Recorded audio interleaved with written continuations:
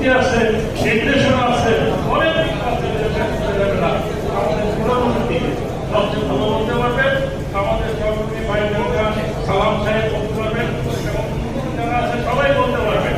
আমাদের একটা কথা মনে পড়ে, 1971 সালে মার্চ মাসে আগরতলা কংগ্রেস ভবনে একটা সাংবাদিক সম্মেলন, ওই সাংবাদিক সম্মেলনে আমরা উপস্থিত ছিলাম। আমি তখন খুবই ছোট, মাত্র মেট্রিক পাস করেছি। সেই সময় আমাকে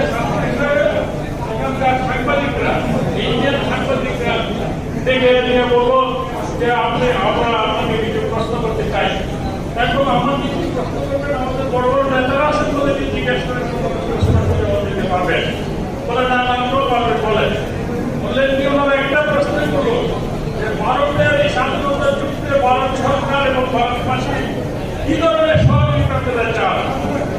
আমি বললাম এই কথার জবাব আমার নেতারা বললে ভালো হতো, তো আমি কি ভয়ে বলবো না ভয়ে বলবো? তখন থেকেই আমাকে বললেন, তারাই বললেন যে আপনি ভয়ে বলেন। সেটা আমার বড় কোনো কথা নাই। আমি একটা কথা শিখেছি, বললাম আমি সে ভারতীয় ঘোষণা দিয়েছেন। আমি বললাম আমাদের একটাই দাবি, আমরা দেশ স্বাধীন করবো। স্বাধীনতার জন্য লক্ষ লক্ষ লোক আমরা অংশ করেছি। আমরা কতজন মারা গিয়েছি আর কতজন মরবো তার কোনো সীমা নাই, তার কোনো সংখ্যা নাই। আমরা স্বাধীনতা করে, স্বাধীন দেশ করে আমরা দেশে করে দিব।